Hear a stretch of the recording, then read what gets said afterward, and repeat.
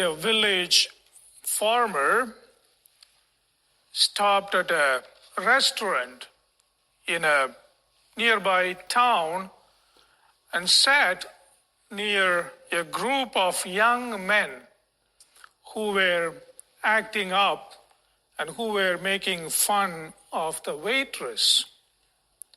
When his meal was set before him, the old farmer bowed his head to offer a prayer of thanksgiving. And one of the smart alecks from the group thought he would have some fun with the old farmer.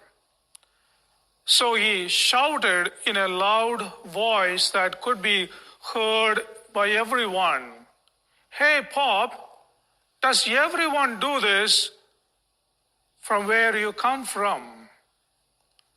Calmly, the old man turned toward the lad, and with an innocent smile, he replied in an equally loved voice, "No, son, our pigs don't."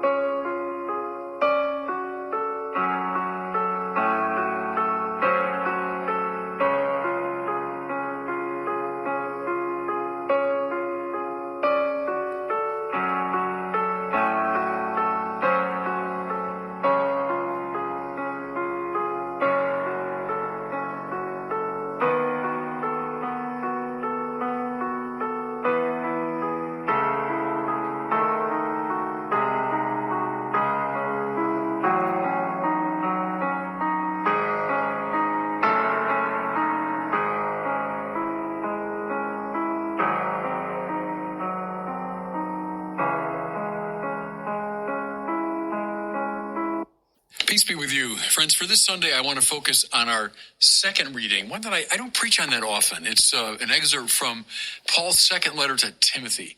Those two great letters to Timothy we have are fascinating from a lot of perspectives. But it's Paul kind of giving fatherly advice in many ways to this young disciple of his, this convert Timothy. But the section today that's our second reading is really interesting because Paul's doing something that he does from time to time. He tends to make these elaborate theological arguments, but occasionally he'll kind of cut to the chase, and he'll say in very pithy language what it's all about. So listen to this now. This is how the second reading commences. Beloved, he's addressing Timothy. Remember Jesus Christ, raised from the dead, a descendant of David. Such is my gospel. Interesting, isn't it? Paul preaches the gospel, right? He's an evangelist, an evangelizer. But what's the gospel? That's a word we throw around a lot. There's gospel music, gospel preaching, there's gospel inspiration. He's a gospel-inspired guy. What is the gospel? I remember many, many years ago, there's a good friend of mine, a Chicago priest, who kind of prided himself. He'd always say, I preach the gospel, or we got to bring the people back to the gospel. So one day I said to him, what do you mean exactly when you say the gospel? And he said, whatsoever you do to the least of my brothers, that you do unto me. So by the gospel, he meant Jesus' great ethical teaching to love, especially the poor and the marginalized. And he indeed was a man of great commitment to social justice. So that's what he meant by the gospel. But that's not the gospel. That's an ethical implication of the gospel. This is, again, many years ago, I was in a Protestant-Catholic dialogue. And the challenge given to us by the moderator, who was a Protestant, was I want each one around the table to say, what's the gospel? And so my Protestant interlocutors, most of them did a version of the gospel is justification by grace through faith. That's the good news, the great message of Romans and Galatians, justification by grace through faith. Well, that indeed is Luther's interpretation of Paul. And whatever you say about the relationship between, faith and works and all that, may I suggest that's not the gospel. That's a doctrinal implication of the gospel. Now, I'm saying this because of this passage. Listen to Paul, the first great evangelizer. You should know what he's talking about. Remember Jesus Christ, raised from the dead, a descendant of David. Such is my gospel. What's the gospel, everybody? It's Jesus.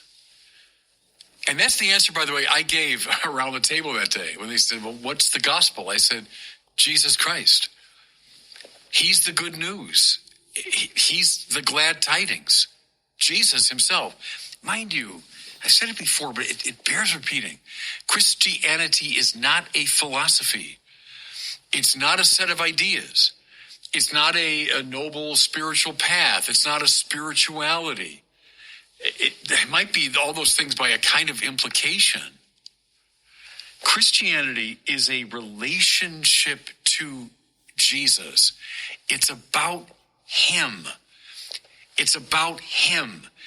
Not primarily his moral teachings. All that's great, and it follows from him. But the gospel is Jesus. Notice in the early centuries, the church did battle with the ancient heresy, pernicious as all get out, the ancient heresy of Gnosticism, which is precisely a tendency to turn away from the particular Jesus and to turn Christianity into a kind of philosophical program. No, says the church, up and down the ages until today. The gospel is Jesus in person. He's the good news. Now, but look what Paul specifies. They're both really interesting, I think. Remember Jesus Christ, and of course, there it is. Yeshua, he would have been thinking in his Hebrew mind, Yeshua Mashiach. And then in his Greek, that becomes Jesus Christos, Jesus Christ. It just means Jesus, the anointed one, who is raised from the dead and a descendant of David. Now, can I suggest, it's that second one that might strike you as peculiar. Like, as Paul is talking about Jesus, well, all right, raised from the dead, I get that's pretty extraordinary. But why would he put such a stress on the fact that he's a descendant of David? I mean, if you're talking about the importance of a given human being, would you say, well, let me tell you about this guy. He's the descendant of this great-great-great-great-great-great-grandfather way, way back when. I mean, you say, yeah, that's true, I guess, but why is that interesting? Well, Paul thought it was extremely interesting and important that Yeshua, Mashiach, is a descendant of David. Now, why? David, the king, he's the paradigmatic king. He's the greatest king of Israel. He's the one who, at least in the Old Testament context, is providing the best kind of leadership for God's holy people. Now, watch what David the king does. David the king unites the tribes. So the 12 tribes of Israel. Israel is meant to be a united nation, and as such, it would gather in all the nations of the world. By the very quality and integrity of its praise and its ethical behavior, a united Israel would gather the world. What did sin do? Remember, the devil's name is the scatterer, Ho Diabolos. He scatters. So the tribes are scattered by sin.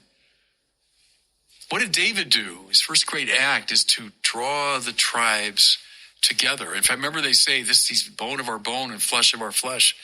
It's a kind of mystical body of David almost is formed. So he gathers the tribes. Secondly, he established Jerusalem as the great capital city. And to that city, what did he do? He brought the Ark of the Covenant, dancing with reckless abandon before it. The Ark that contained the remains of the 10 Commandments and the staff of Aaron. It was the sign of God's presence among his people. It was the focal point of the worship of Israel. And from that ark eventually grew the temple as a place to house the ark. David establishes, if you want, the right praise in Israel.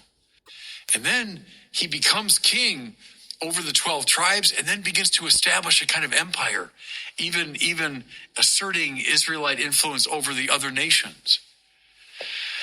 Now, greatest king, yeah, but perfect king, totally fulfilling God's desire? No.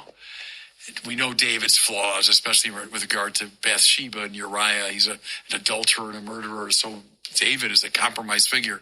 More to it, his son Solomon builds a great temple, but the temple becomes corrupt almost automatically. The prophets rail against it. Yes, David knitted the nation together, but under the leadership of his son, the nation splits apart, and then it descends into bickering and rivalry. David's empire is lost, and in fact, the enemies of Israel come at Israel, Assyria, then Babylon, then Persia, then Greece, and then Rome. So, yeah, David's the great king, but he didn't accomplish everything God wanted. And so Israel begins to long. Now, mind you, this man talking here, Paul, he was Shaul. He was a rabbi studying under Gamaliel. He knew everything I've just been talking about. So he knew the longing of Israel for what?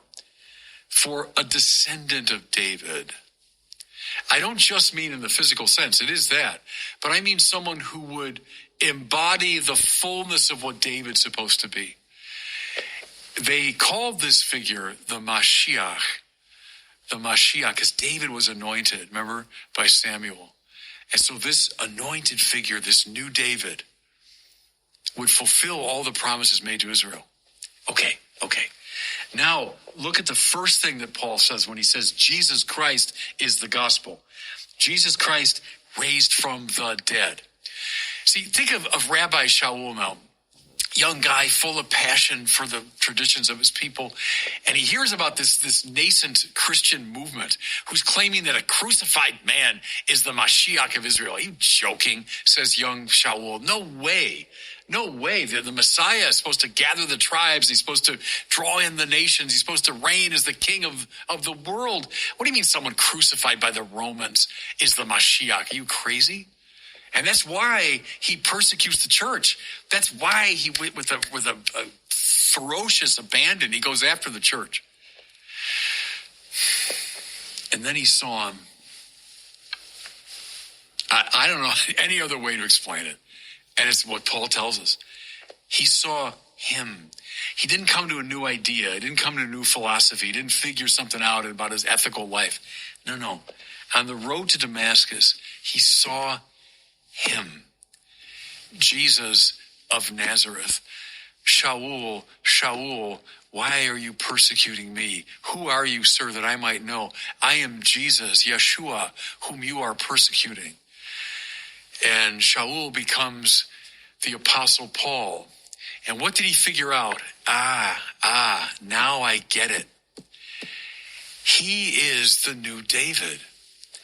The risen Christ is the Lord whose purpose is to gather in the nations of the world. Now look at Paul's mission. That's what he was doing. In the name of Yeshua Mashiach, Jesus Christos, he was drawing in the nations. Yes, this risen Christ cleansed the temple. How? By becoming himself the new temple. Jesus' great sacrifice on the cross offered to the Father becomes the fullness of temple worship. He himself is the right praise of Israel. Dealing with the enemies of the nation. Yeah, David started, but David didn't complete that process. But now Paul sees Jesus on that cross of his took on all the enemies of Israel, all the enemies of God, hatred and violence and persecution and aggression and death itself, all of it.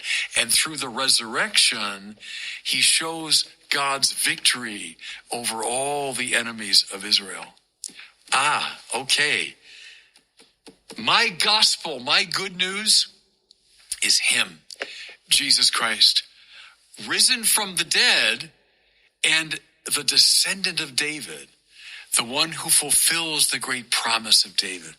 Now, just a couple things in the minute I've got left.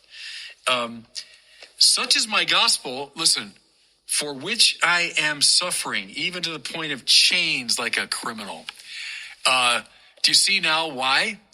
If he were preaching some bland spiritual message, like a thing, something you buy in a bookstore, in Santa Barbara, I mean, no one would throw him in prison. Why would they bother? It's just some harmless spiritual meditation. No. What Paul was saying was, Jesus is the Lord. He's the king. It's not Caesar. That's why the advocates of Caesar weren't too happy with him. But think now, up and down the ages, whenever we say, well, money is king, power is king, sex and pleasure are king, my country is king, this president, none of it's king. If Jesus is who he says he is, he's the Lord.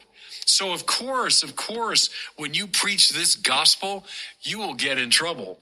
But here's the great good news. But the word of God is not chained. Right. They can chain the bearers of the word, and they did from Paul all the way to Maximilian Kolbe. You can chain up the bearers of the word, but you can't chain the word. You know why? Because that's the gospel. That's the gospel. This declaration of Jesus, a descendant of David, raised from the dead. Everything else in our Catholic lives is a footnote to that. This is the heart of the matter. And God bless you.